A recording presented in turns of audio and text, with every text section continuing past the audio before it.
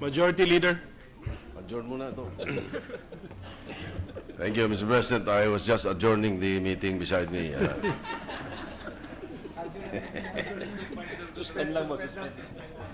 Okay, suspended. The meeting is suspended, Mr. President, over here.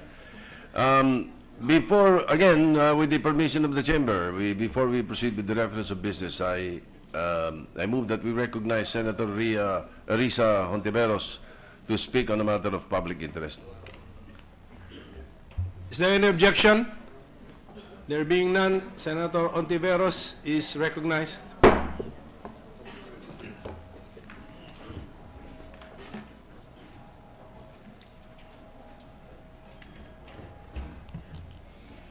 Thank you, Mr. President. Mr. President, I rise on a matter of personal and collective privilege. I rise on behalf of Susan Quimpo, a prepubescent girl during the early years of martial law, who spent her weekends packing cooked rice for detainees at detention centers holding political prisoners. 5 of her siblings were imprisoned during martial law, all of them student activists belonging to the underground movement. Her brother Nathan was stripped naked and clubbed several times by his captors. Her brother Jan, and I quote from her book, Subversive Lives, had his head repeatedly immersed in a commode filled with urine. Water was injected into his testicles, and his feet were doused, then jabbed with live wire. Jan Quimpo, encircled in this photo, joined the ranks of the desaparecidos. And the last conversation Susan had with him was when he asked her to leave him some dinner.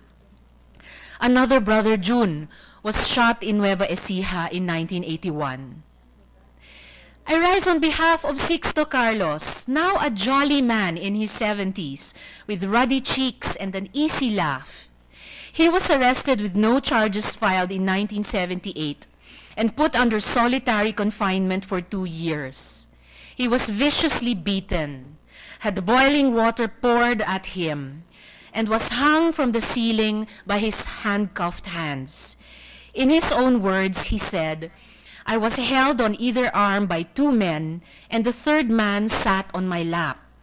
The blindfold was removed and replaced by a towel on my face. They commenced to put water over the towel on my face. I had the sensation of drowning." Mr. President, this is what was known as waterboarding, an innocuous name for a torture technique so repulsive and dehumanizing. I rise on behalf of Eta Rosales, former Congresswoman and former chairperson of the Commission on Human Rights, who was repeatedly raped and tortured during martial law. She recounts her torture under the hands of her prison guards. "They tried to make me speak by burning me, pouring what felt like hot wax from a burning candle on my arms and legs. When that didn't work, they tore off my clothes, pressed the barrel of a gun against my temple, and played Russian roulette." When she was elected Congresswoman of Akbayan in 1998, Mr. President, she met one of her captors who had now become her colleague. "The last time I met you," Eta said with her trademark candor, "was in the military safe house where I was tortured."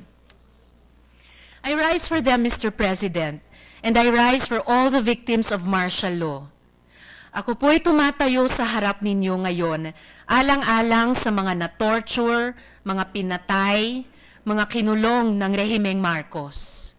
Ako'y tumatayo alang-alang sa kanilang mga mahal sa buhay, mga magulang, asawa, at anak na inulila ng diktadura. Para po sa kanila ang resolusyon na ihahain ko sa Senado ngayong hapon. I rise to tell them during this winter of anxiety and uncertainty that there are many of us who still remember. I want to tell them that there are mothers like myself who tell their outspoken millennials that their freedoms in social media did not come for free, and that their counterparts in the 1970s were being thrown in prison for speaking their mind. Gusto kong ikwento sa kanila Yung mga guro sa mga paaralan, kung saan ako nag-donate ng librong Never Again ni Raisa Robles na nagsasabing sa sarili nilang kusa at pagpupunyagi, binabahagi nila ang kahindik-hindik na mga pangyayari sa panahon ng diktadura sa kanilang mga estudyante. I want to tell them about the many young people I have met, so far removed from the stereotype of the uncaring, self-absorbed millennial, who ask me what they can do to fight the forces of historical revisionism that are at work, and who assure me that the struggle to preserve our collective memory is a struggle their generation shares with ours. Hindi ko po panghihimasukan ang pasya ng Korte Suprema hinggil sa paglibing ng dating diktador sa libingan ng mga bayani. We cannot second-guess its wisdom, even as we cannot imagine how it must be for Sixto Carlos, Eta Rosales, and the Quimpo family, who will live with the reality that the architect of their torture and the torture and death of their kin has now been designated a hero. Habang tinuturo natin sa ating mga kabataan ang karahasan ng martial law dahil yun ang nakalagay sa Republic Act No. 10368, ililibing naman daw natin sa libingan ng mga bayani ang siyang naghasik ng karahasan na ito. Habang tayo'y nagbabayad ng danyos sa mga biktima ng martial law at sa kanilang mga pamilya, ililibing natin daw sa libingan ng mga bayani ang dahilan ng pagbayad ng danyos. But we also know that the decision to give the late dictator a hero's burial lies ultimately in the hands of President Rodrigo Duterte. I call on the President to respond to the challenge of history and reject with finality all plans to give Marcos a hero's burial. The libingan ng mga bayani is the designated place for Filipino soldiers, war veterans, and citizens whose contributions to the nation render them fit to be called heroes. Given the long history of the Filipino people with tyranny and oppression, the libingan has been created to honor the memory of our brave countrymen and women who fought for freedom and liberty even in the face of superior force, so that the present generation may remember and emulate their legacy. It should be the final resting place of heroes, a symbolism that is not lost on the Marcos family, who has been lobbying feverishly for his burial, and, if our president is correct, even funded his campaign to secure this concession. Mr. President, in Germany, Adolf Hitler's initial grave is now a car park in Berlin. Idi Amin, the Ugandan dictator notorious for maintaining torture chambers in Kampala, is not even buried in his own country. In Serbia, Slobodan Milosevic's party pushed heavily for his burial in the Alley of the Greats, but was rebuffed. He is now buried in his hometown. In Haiti, Francois Papadoc Duvalier, who brought Haiti to economic ruin, used voodoo legends to control his people, and executed his political opponents, was denied a state funeral after his death. His grave in Port-au-Prince is now in shambles. Pol Pot, known as the Butcher of Cambodia, was unceremoniously burned in a pile of rubbish.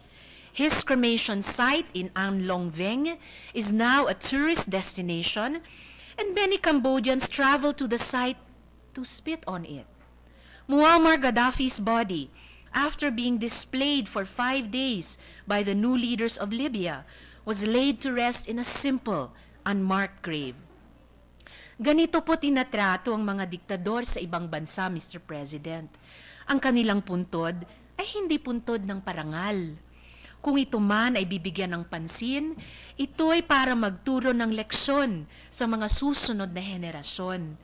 Ito ay para sabihin, huwag tularan. Habang dito sa Pilipinas, ang mga diktador ay tinuturing bang bayani at binibigyan ng parangal? At ang biktima ng diktador ay pinagdududahan at isinasa-isang tabi? But, Mr. President, it is not only for the victims of martial law that I rise, for the generation of our parents, and for our generation who has lived with the enduring wounds of martial law. I also rise for our younger generations, those who will only get to listen to the stories of our wounds, and who we hope will see in those stories our deepest truths. I rise for our millennials, who will probably never meet Susan and her siblings, or June Carlos, or Eta Rosales, but who we hope will realize that the heroes of martial law, many of them were young persons like themselves. Ang nagpabagsak sa diktadura ay katulad lang din nila. Katulad din ng aking mga anak, masayahin, palabarkada, palatawa, may pangarap sa buhay. Ngunit tumalima noong hinamon ng kasaysayan. Mr. President, nagpasya na ang Korte Suprema, but no tombstone, no grandiose cemetery can change the fact that Ferdinand Marcos was not a hero. He was a plunderer, torturer, and a thief, with a family now seeking to rewrite history to serve their interests. He co-opted institutions, in the past this Senate included, in order to consolidate all power to himself. It is our duty as senators, Mr. President, as Filipinos, as students of history, to stand against this travesty and say, as has been said before, never again. Only then can we look back to the past with pride and to the future with hope. Let us not fail the test of history. Mr. President, as I have previously discussed with the Majority Floor Leader and with the permission of the body, I would like to have this privileged speech considered as sponsorship speech for Senate Resolution number 86 and kindly request the Majority Floor Leader to subject it to a vote. Marami pong salamat, Mr. President. Thank you, Senator Hontiveros. Majority Leader.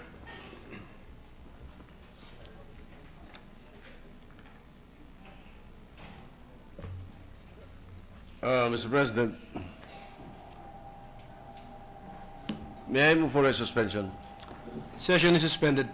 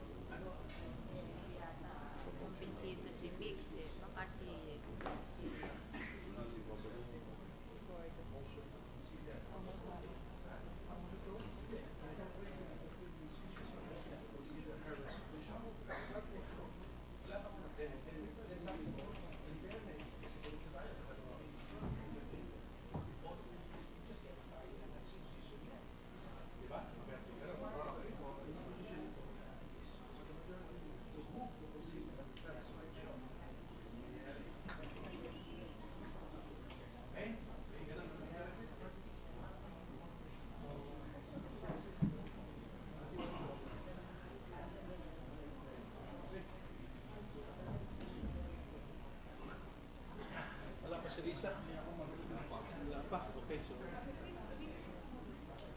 Sabi ko bumalik eh. Okay, next question.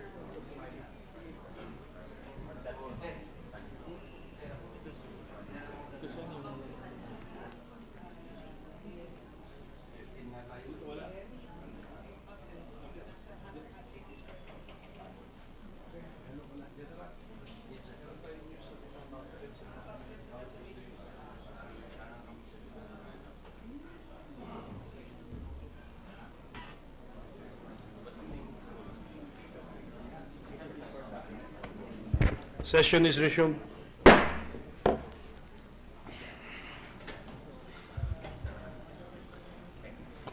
Majority Leader, can you tell us the parliamentary situation? Yes, Mr. President, before the suspension, Senator Risa Hontiveros delivered a privileged speech. And forthrightly, she mentioned that she would want that particular privileged speech be considered as a sponsorship speech of a resolution which she filed about a month ago, which is PS Resolution 86. We may consider that as soon as we do take up PS Resolution 86, but not at the moment. And towards the end of her privileged speech, she aired a motion to consider and ask the Majority Leader to consider PS Resolution 86. Indeed, she even mentioned that beforehand. As a matter of fact, it is in the agenda. But again, anything in the agenda will have to be taken up by the body. So at this point, the situation, Mr. President, is that we would like to bring forward the motion of Senator Hontiveros that PS Resolution 86 be considered. I would like to ask the body to consider the motion at this point, Mr. President, because I have to be very candid about this. I'm not comfortable at this point because I know for a fact that the Supreme Court has already decided on the matter. It could be the sense of some of the members of the Senate that with a majority vote, it could be the sense of the Senate, but at this point, I am of the belief that a discussion on the matter would be very divisive. So I would rather take up her motion and bring it before the body to decide, Mr. President. Mr. President? Senator Hontiveros? Mr. President, out of respect for the sentiment expressed by the majority leader that indeed the Supreme Court has already spoken, may I just hasten to reassure the majority leader and all colleagues in the Senate that, in fact, as the majority leader had mentioned, I filed this resolution number 86 a full month ago, but on the advice of senior members of the chamber, including the good majority leader, I postponed requesting that it be read out and voted upon earlier, precisely out of respect for the process that the Supreme Court was then undertaken. And therefore, today, with their ruling on the cases, I saw it fit to request, finally, that this resolution be read out and voted upon by us, simply to express the sense of the Senate, the opinion of the Senate about this issue on this very day that the Supreme Court has finally ruled on the cases. Thank you, Mr. President. Thank you. The chair will now restate the pending motion. There is a motion to consider. Senator Recto?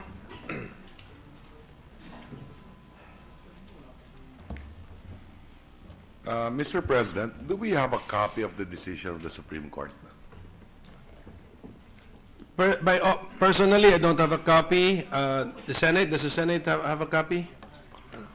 The Senate has no copy yet Wouldn't of the it be decision. prudent, before we act on the resolution or the motion to adopt the resolution at the appropriate time, to first read the decision of the Supreme Court? Because I'm reading the text of the resolution, Mr. President. And if the Supreme Court's decision says, for example, that assuming that there is no law prohibiting the former president from being buried in the libingan ng mga bayani, then the proper course of action is to pass a law. What is the effect of a resolution passed by the Senate? Does it have a force of law, Mr. President? Will it have a force of law? This is a resolution falling under the category of a simple resolution which expresses the sentiment or the opinion or the feelings of the collegial body called the Senate. So Okay. it has no binding effect. It has no binding effect. Binding effect. And this is a legal issue at the moment decided by the Supreme Court. What happens next, Mr. President, after the Supreme Court decides? Parties can file motions for reconsideration, Okay. and some opt not to file, and then the person or the institution or the body restrained by a previous order of the Supreme Court will no longer feel restrained because the case has been decided. So that person, body, or institution can now proceed with its challenged decision or action. In effect, what the Senate President is also saying is that the ball will now go to the office of the President. Is that correct? I think Senator De Lima is one of the petitioners, so probably she can tell us what the case is all about. But judging from the title of the case, it is the decision of the office of the President which is Office being of the questioned President. or challenged before That the is Supreme correct. Court. Now, it is possible that there could be amendments to this resolution. Instead of just expressing the sense of the Senate, the possibility of expressing the sense of the Senate addressed to the President. I mean, if that is the next The step. resolution, when it is considered, can still undergo period of amendments. Or, at the appropriate time, a joint resolution could be filed in both chambers of Congress. But that is not the... What is a joint resolution, Mr. President? Will that have an effect of law? The joint resolution, which undergoes 3 readings, would have the force and effect of law. Of law, right? And like I said, the prudent thing to do then is to first look at the Supreme Court decision. If the Supreme Court decision says there is no law prohibiting, it might be the sense of members of this chamber and that of the House, through a joint resolution at the appropriate time, a simple joint resolution would have the effect of law. Isn't that correct, Mr. President? Yes, a joint resolution is passed just like a bill, and then it also has the participation of the President. He signs the joint So I resolution. just wanted to put my observations on record. I will not oppose the motion of the distinguished lady from pursuing a vote on her resolution, but I just wanted to put on record my observations that it might be incumbent upon some members of the Senate to amend the resolution, but it will be difficult to amend the resolution without looking at the Supreme Court decision. So just to put that on the record, Mr. President. Thank you, Senator Recto. Mr. President. Yeah. Okay, Senator Hontiveros, you want to respond? Actually, Mr. President, in response to an earlier statement by the Senate President, indeed, a Senate resolution expressing the sense of the Senate would have no legal binding effect. At the same time, the decision of the Supreme Court does not command a burial. The decision to bury the former president is ultimately an executive act, and like many proposals before the executive, the Senate can, of course, weigh in with its wisdom, which is why I continue to support the statement earlier of the majority leader that we can put that question to the chamber if we may please vote on the resolution today. Thank you, Mr. President. If we may consider. Actually, there's already a pending motion which Thank you, I just Mr. need to President. restate. But Senator Zubiri, before I restate the motion. Yes, I'd like to agree with the position of Senate Minority Floor Leader Ralph Recto. I myself have not seen the decision of the Supreme Court. I have not heard what the merits are. I'm not a lawyer, Mr. President, and I would really like to read it to have a clear knowledge of why the 9 justices voted in favor, why 5 justices voted against, to be able to come up with a rational decision on this vote. Because if it's either a legal issue and an emotional issue, I would like to tend to believe that we make objective decisions here, not subjective decisions, and rushing to a vote on this particular issue at this time, and that's why I had asked Risa if we could do it tomorrow, so that our staff our legal team can actually get a copy of the Supreme Court decisions and decide on this issue tomorrow, Mr. President. That is my opinion. I submit, Mr. President.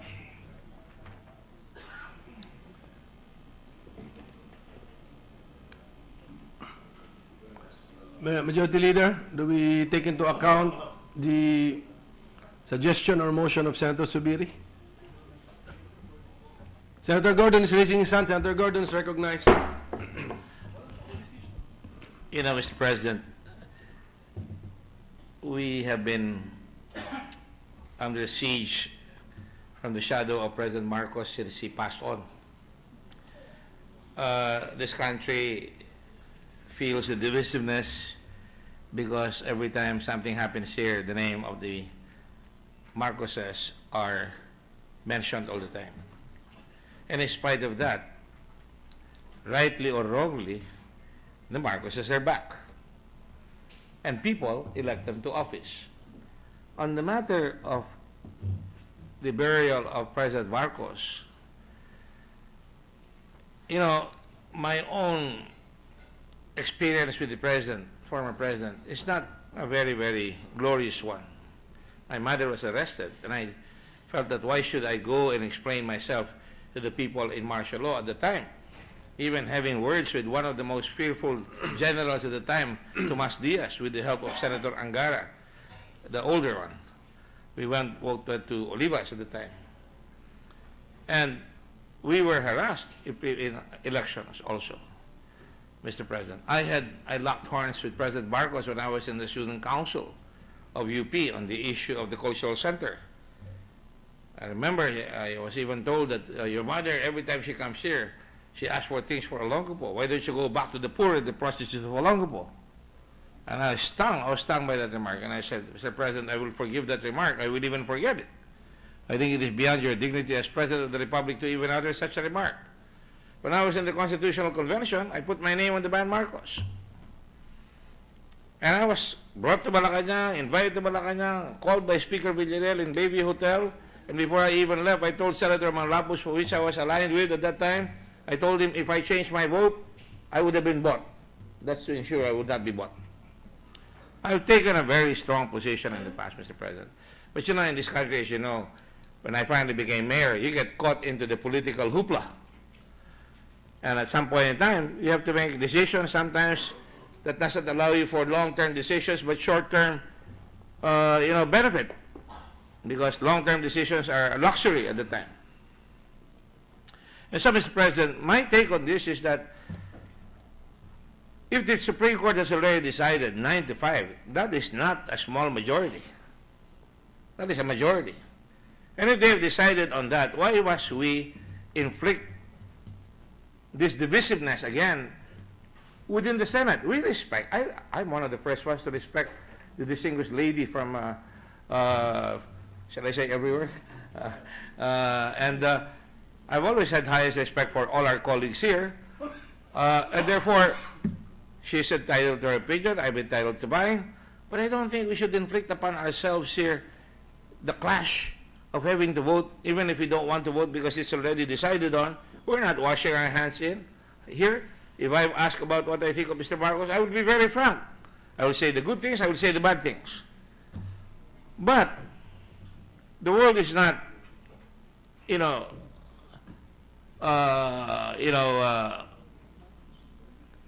caught in a time lock. I would not want to be caught in a time lock forever. Mr. President, therefore, I don't want postponements, actually. And I agree with the only reason why I stood up here is because I agree with the Senator Rector's position that we have to take a look at the decision. And when we look at the decision, we still have to consider the fact that if we make a resolution, we're just waving a little flag here. For some of us, it's a flag of order. For some of us, it's a flag of principle, depending on what we want to do. That still has to go to the lower house if we are going to make it a joint resolution. It will take time again. Time that is important because we're right now discussing many things in the country. The budget, the killings in Baybay, Leyte. There are going to be harder decisions from what I see, Mr. President. A lot harder decisions will be awaiting the Senate. It is good for us to practice the kind of principled stance that we have to make. That's why I never left here.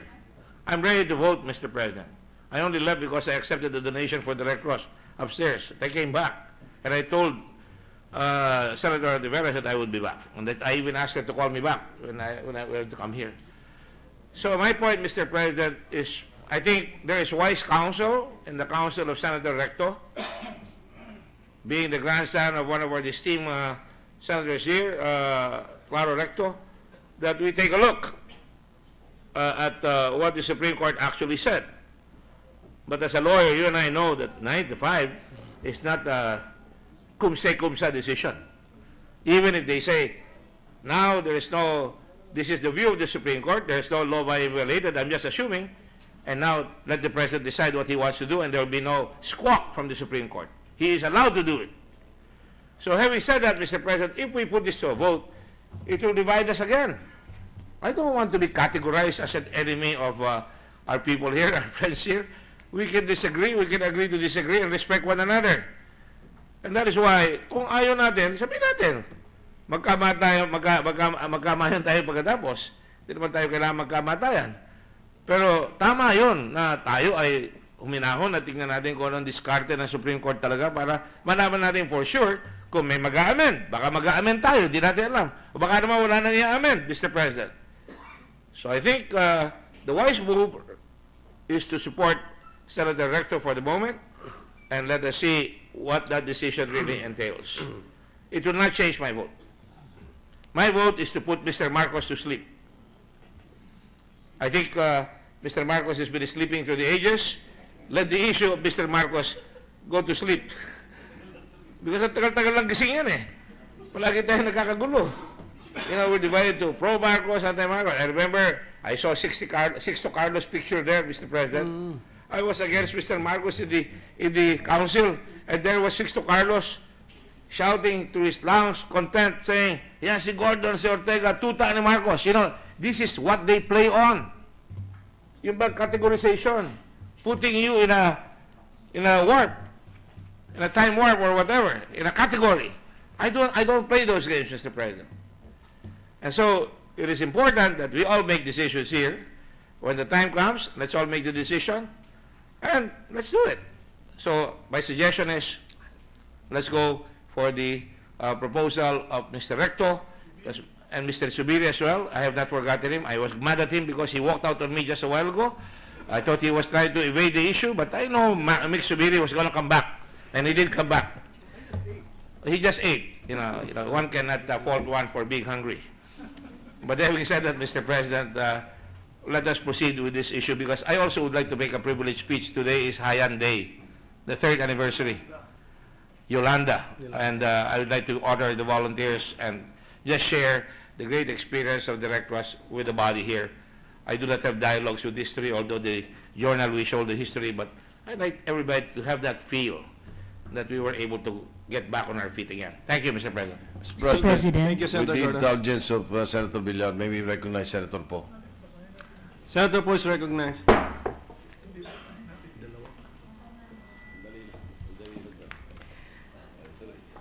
Thank you, Mr. President. First, I'd like to thank my colleague, Senator Risa, for taking a principled stand.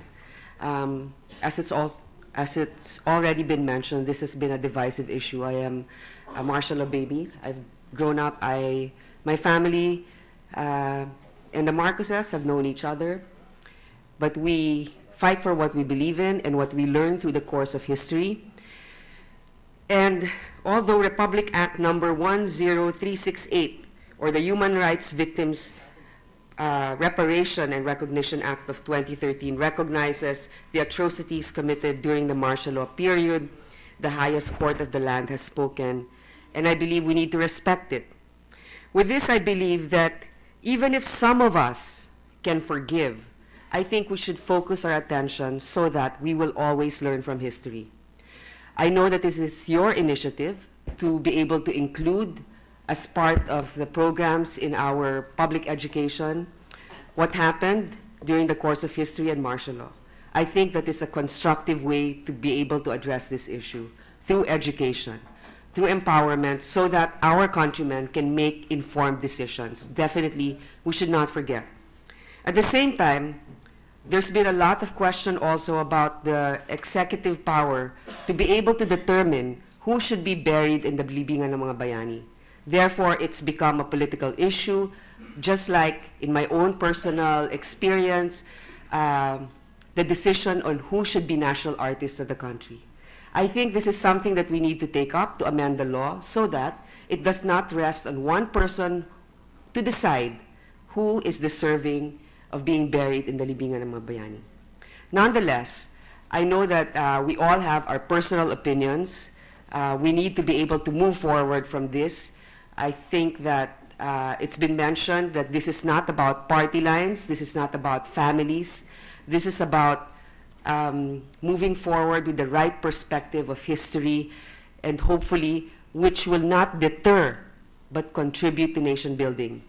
And so, Mr. President, in my own personal opinion, I think that there is sound logic and also reason in what Senator Recto has stated.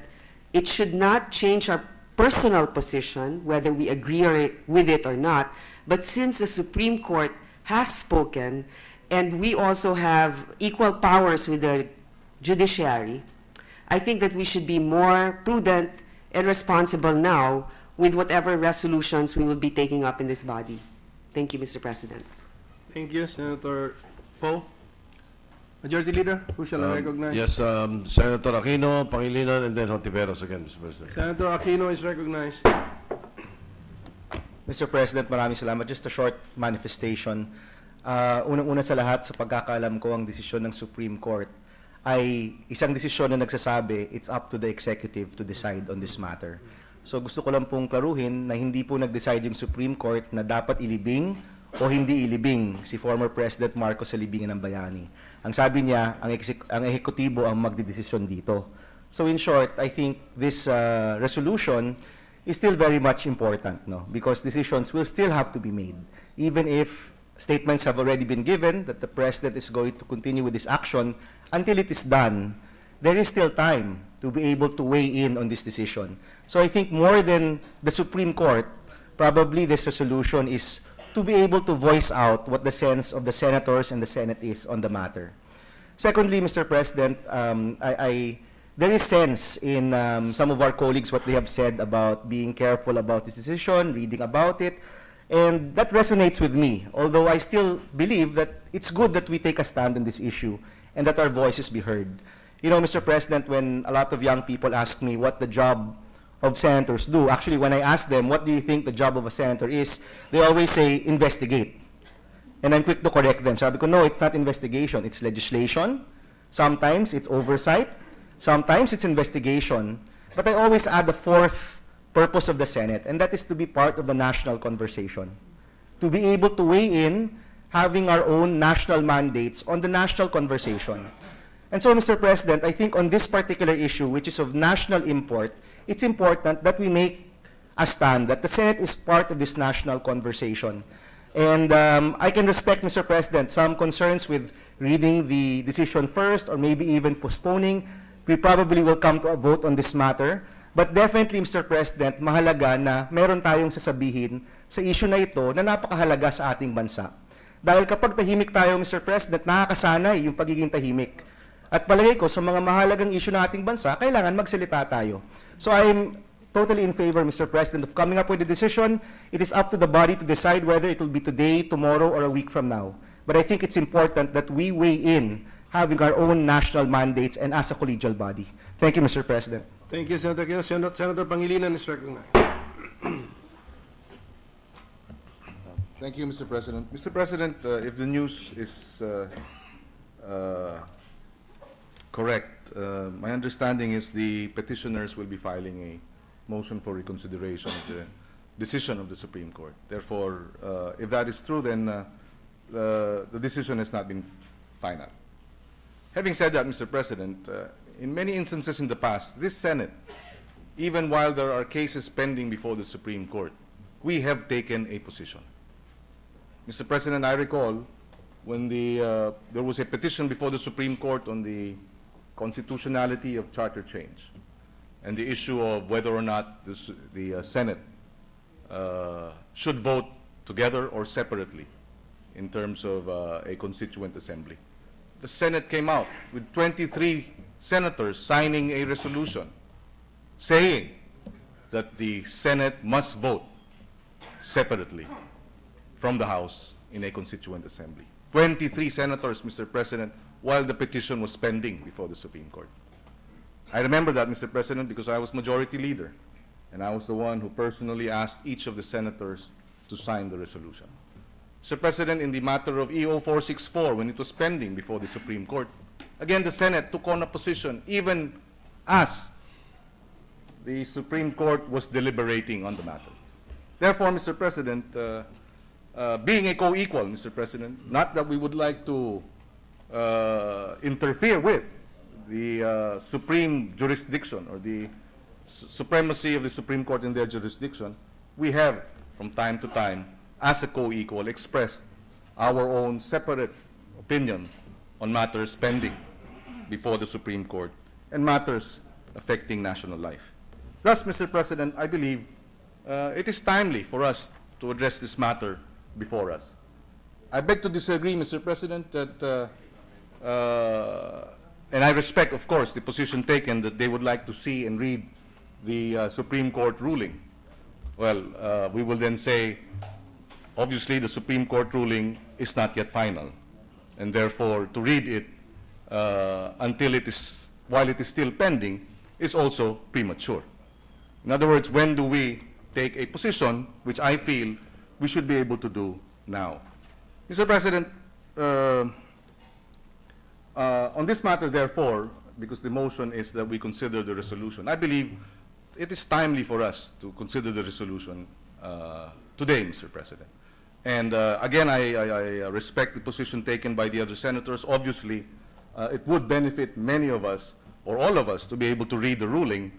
But looking at the title of this resolution, Mr. President, it is my view that we may be able to act independent of the ruling of the Supreme Court, because as the resolution reads, expressing the sense of the Senate that the crimes of the former President Ferdinand Marcos to the Republic and the human rights violations committed under his regime render him unfit to be buried at the libingan ng mga bayani.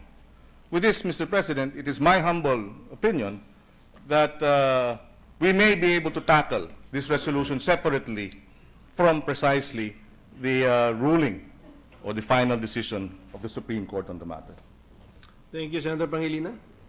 Senator Hontiveros. Thank you, Mr. President. It was said earlier, it was asked earlier, why must we inflict this divisiveness on the Senate? Mr. President, when the President, in a way, changed the situation of a long-standing agreement between the former President Ramos and the Marcos family about the former President's stay in Ilocos Norte by announcing his intention to bury the former President in the libingan, the Senate did not say, why are you, Mr. President, inflicting this divisiveness on the country? When the Supreme Court earlier today has ruled on the cases, the Senate also, we did not say, why is the Supreme Court inflicting divisiveness on the country? So I don't, with all due respect, Mr. President, I don't think that we should be overly troubled that we would be inflicting divisiveness even on our own ranks, because we are used to, and in my past months of working here, I have learned that we are perfectly capable of expressing our opinions as individual members of the chambers across different sets of those opinions and with full respect and that same camaraderie with which we opened the 17th Congress as a collegial body, as a co-equal, separate and co-equal branch of government to the other branches. And in order to be, indeed, as Senator Aquino said, to continue to be part of the national conversation. So I do look forward, Mr. President, to our voting on the motion put by the Majority Leader to decide on whether or not to consider the resolution today. Thank you, Mr. President. Thank you. Mr. President, Majority Leader. thank you. It is not uncommon that the Majority Leader agrees with the Minority Leader, Mr. President. It happens usually in the Senate. As a matter of fact, it happens vice versa. And considering the more often vice versa. Now, because of that, Mr. President, and before we vote, may I just put on record the fact that if we do not vote to take up the resolution now, it simply means instead of the Majority Leader filing for a motion to defer the issue to support the sentiment of some of our members, we can proceed to vote. If we do not vote in favor of the motion to consider, it does not mean that the resolution is lost. It only means that it will remain in the Rules Committee until the other members of the Senate have a copy of the Supreme Court decision and are ready to vote in favor to consider it on the floor, and they will be ready with their amendments. I think that is the situation that we are in right now. So voting against it does not mean we are making or losing the resolution. It will remain in the Rules Committee. So if we are ready, or before we do that, may I move for a suspension, Mr. President? Session is suspended. Tama, maganda yung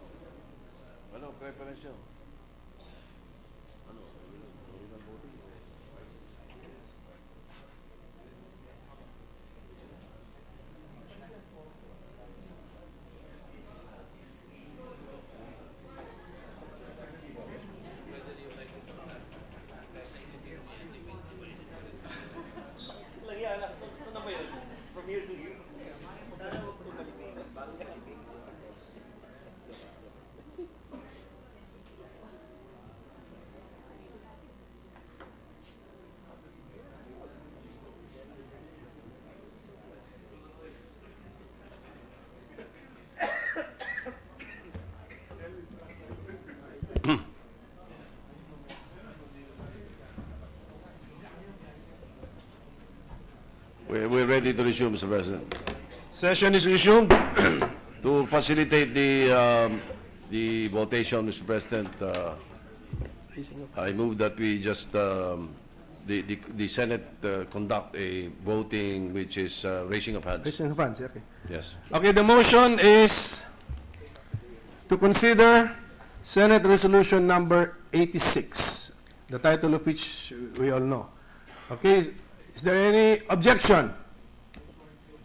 Is there any objection? Yes, Mr. President. Okay, there are There is an objections. objection here Okay. by the, not only the minority leader, but the other members. Okay, so we are, Well, if the minority leader is not objecting, I am objecting Okay, because so of we the are- issues that were okay, raised. so there's an objection. We have to divide the House. Let us vote by the raising of hands. Those who are in favor, the effect would be, if you're in favor, the effect would be we would proceed to consider Senate Resolution number 86. Those who are in favor of the motion, please raise your hand.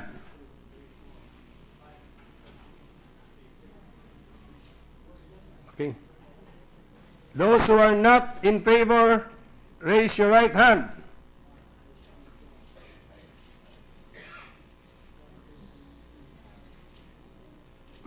What's the result?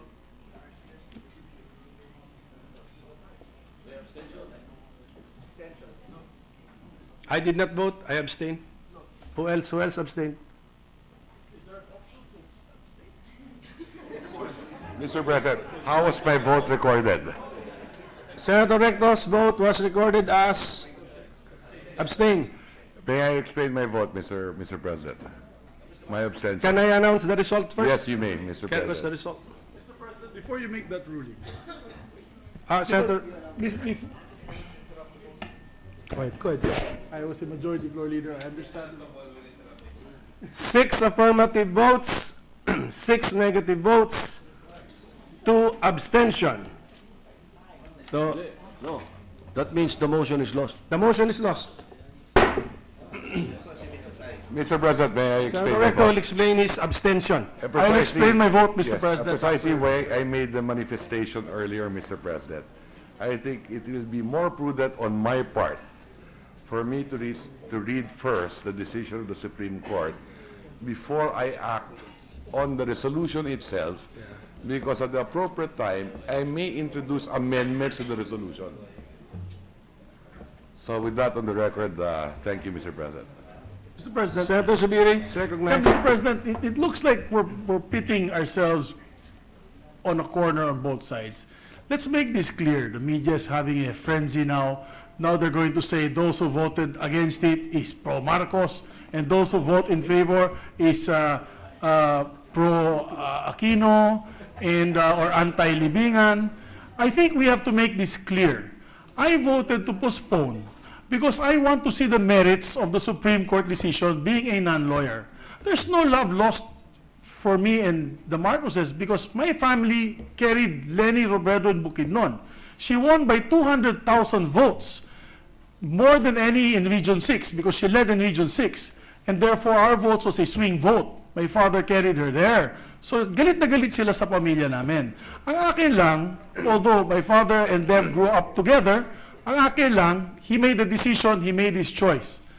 I just want to make my choice, which is an informed choice. So, if we see the decision of the Supreme Court, then we can make an informed choice. That is it. It has no political color to this. Because I would have wanted to abstain. just like the gentleman from Batangas and the gentleman from Cagayan de Oro. But I did not abstain because I want to see the decision of the matter at hand about the Supreme Court. Thank you, Senator Subiri. Mr. President. Senator Hontiveros. Mr. President, I would just like to thank each and every member of our chamber for bringing the process thus far. I regret only that we have decided, and I accept the decision of our chamber, not to vote on the resolution itself today. I always believe that timeliness is always very important in communicating with our public. But I look forward to a time much sooner, hopefully, than much later, that through the leadership of the Majority Leader in the Rules Committee, that we will be able to put this resolution to the body for the sense of the Senate to be expressed to the public, and hopefully before our President will act on it, so that that sense of the Senate may hopefully carry some weight with him in his final decision. Thank you, Mr. President. Thank you, Mr. President, for the record, I will give my assurance to the distinguished lady from Akbayan that as soon as I know that the members of the Senate have a copy already of the Supreme Court decision, I will bring it back to the floor. Thank you very much, At this point, Mr. Mr. President, I move that the privileged speech of Senator Hontiveros be referred to the Committee on Rules. There's a motion to refer the privileged speech of Senator Hontiveros to the Committee on Rules. Any objection? There being none, the motion is approved. Thank you, Mr. President. We were supposed to take up... Before you proceed, Majority Leader, the Chair's understanding is that the result of that contentious vote is that we just do not take up Senate Resolution 86 today. Today, That's yes. it. That's the Precisely. effect. Yeah. That's Precisely. the only effect. Majority Leader? Thank you, Mr. President. We were supposed to take up another privileged speech of Senator Gatchalian, but he wishes to be scheduled tomorrow. To those who would like to interpolate, we will schedule the October 12 privileged speech of Senator Win Gatchalian tomorrow. No, I was informed by Senator Gordon that he wishes to take the floor. I wonder if he still wishes to continue. Can you, Mr. President, today, Senator Gordon? today is November the 8th, and this is the day that the mightiest typhoon on earth hit us. I was going to deliver a speech in honor of all the volunteers, in honor of all the people who died and who have also those who have recovered as well. I'd like to see it as an example of resilience. I'm willing to deliver it right now, if you like, but I don't want to. I think everybody is exhausted already at this point in time, and therefore I will do it tomorrow. Thank you, Senator Gordon. I'm very reasonable. You know, I do not want to divide the House all the time, Mr. President. That's fine. Anyway, Mr. President, tomorrow it will be November 8th in the United States. Still be in time, Mr. President. Timely, still timely. Mr. President, I move that we proceed with the reference of business. Is there any objection? There being none, the motion is approved.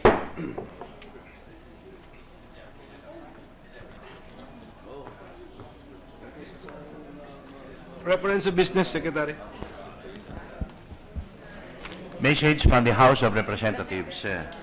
Letter from the House of Representatives informing the Senate that on 19 October 2016, House Bill number 3408 entitled An Act Appropriating Funds for the Operation of the Government of the Republic of the Philippines from January 1 to December 31, 2017 and for other purposes, in which it requests the concurrence of the Senate. Referred to the Committee on Finance. Bills on first reading. 1230, an act strengthening the Commission on Human Rights of the Philippines as the National Human Rights Institution and for other purposes by Senator Laila M. De Lima. To the Committees on Justice and Human Rights and Finance. 1231, an act integrating basic road safety and comprehensive drivers education in the curriculum of Enhanced Basic Education Program, Senator Grace Poe. To the Committees on Education, Arts and Culture, Public Services, and Finance. Resolutions. 220, resolution congratulating and commending Senator Emmanuel Manny Pacquiao for winning the World Boxing Organization welterweight title on November 5, 2016 at Las Vegas, Nevada, USA. Senator Cynthia Villar. To the Committee on Rules. 221, congratulating and commending Kylie Fausto Versosa for being crowned as Miss International 2016 in the prestigious pageant held on 27 October 2016 at Tokyo Dome City Hall, Japan. Senator Cynthia Villar. To the Committee on Rules.